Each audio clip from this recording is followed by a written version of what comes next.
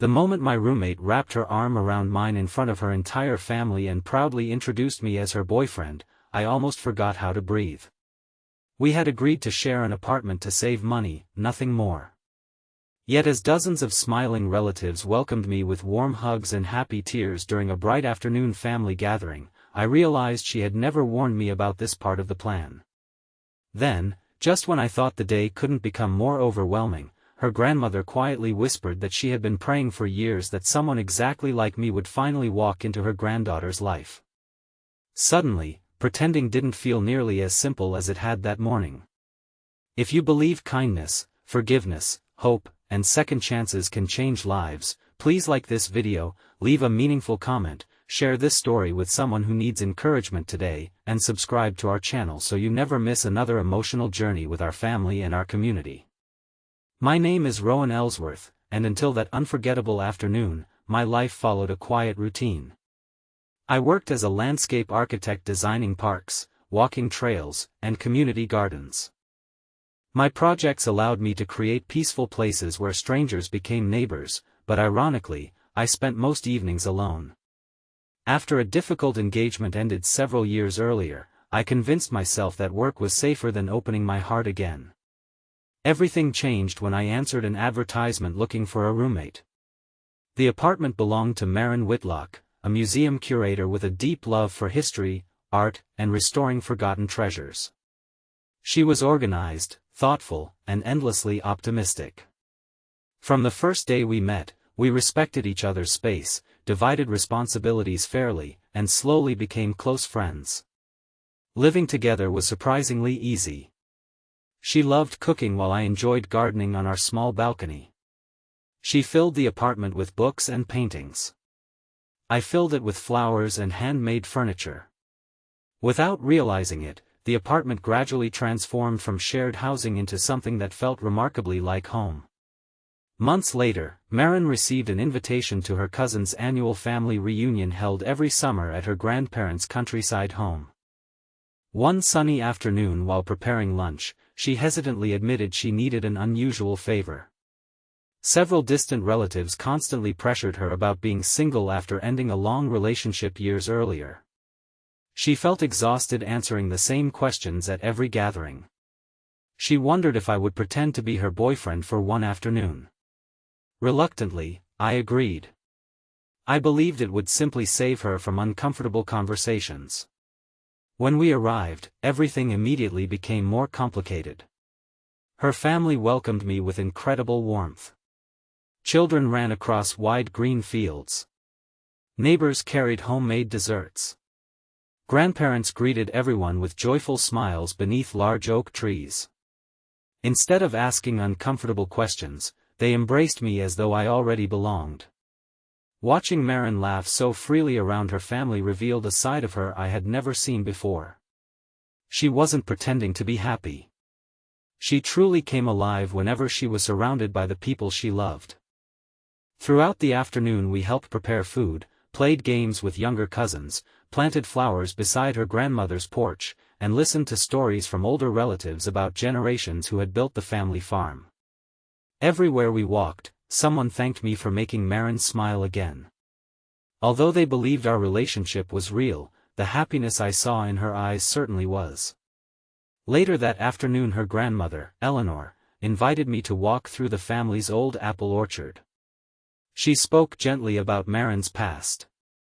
Years earlier, Maren had devoted everything to someone who slowly convinced her she would never be enough. After the relationship ended, rebuilding her confidence required enormous courage. Eleanor quietly admitted she wasn't interested in whether I truly dated her granddaughter. She simply appreciated seeing someone treat her with genuine respect. Her words stayed with me long after we returned home. Back at the apartment, everything felt strangely different. Nothing had actually changed. Yet somehow everything had. We continued sharing groceries, morning coffee, and weekend errands exactly as before. Still, every ordinary moment carried new meaning. I found myself looking forward to hearing her footsteps in the hallway. She always noticed whenever I looked tired after work. Without discussing it openly, we had become far more important to each other than either of us wanted to admit. Then life presented another challenge. The museum where Marin worked announced major financial difficulties. Several positions, including hers, faced elimination. Meanwhile, I received an offer to manage an exciting landscaping project in another state. Accepting meant leaving within weeks. Declining meant sacrificing an extraordinary career opportunity. For several days we quietly avoided discussing either situation.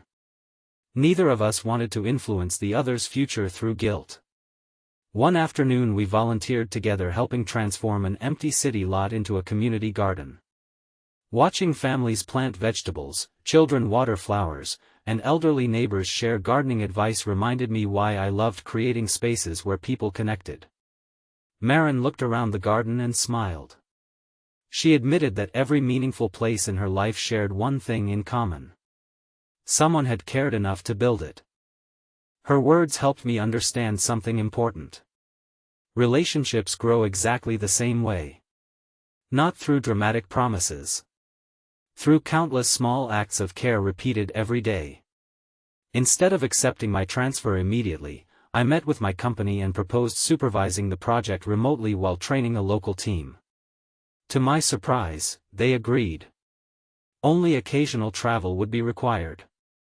At nearly the same time, generous community donations allowed the museum to retain every employee, including Marin. It felt as though life itself quietly rewarded patience instead of fear. Several weeks later, Eleanor invited us back to the family farm for another afternoon gathering celebrating the apple harvest. This time there was no reason to pretend. Driving there beneath bright blue skies, neither of us mentioned the agreement we had originally made. It no longer mattered. When we arrived, Eleanor greeted us with the same knowing smile she had worn months earlier. She seemed unsurprised when Marin gently reached for my hand. Perhaps she had understood long before either of us did. Walking once again beneath the apple trees, I realized the happiest relationships often begin without anyone recognizing them. Sometimes friendship quietly becomes trust. Trust slowly becomes home. Home eventually becomes love. Looking around at laughing children, grateful grandparents, and neighbors sharing homemade meals, I understood that family is not only something we are born into. It is also something we choose through kindness, loyalty, and everyday compassion. Before this story comes to its close, we would love to hear from you. Please leave a meaningful comment sharing whether you believe the strongest relationships begin as friendships, or tell us about a moment when an unexpected friendship changed your life forever. Looking back, I often smile at how nervous I felt when Marin first introduced me as her boyfriend. At that moment we were only pretending. Neither of us realized the greatest love stories rarely begin with perfect timing or carefully planned romance. Sometimes they begin with shared rent, ordinary breakfasts, and one unexpected afternoon that reveals feelings quietly growing all along. If this story touched your heart, please like this video, leave a meaningful comment, share it with someone who needs hope today, and subscribe to our channel so you never miss another emotional journey. May this story remind us that love often grows where friendship has already planted deep roots, that genuine kindness can heal old wounds, and that sometimes the role we only pretend to play becomes the future we were meant to live.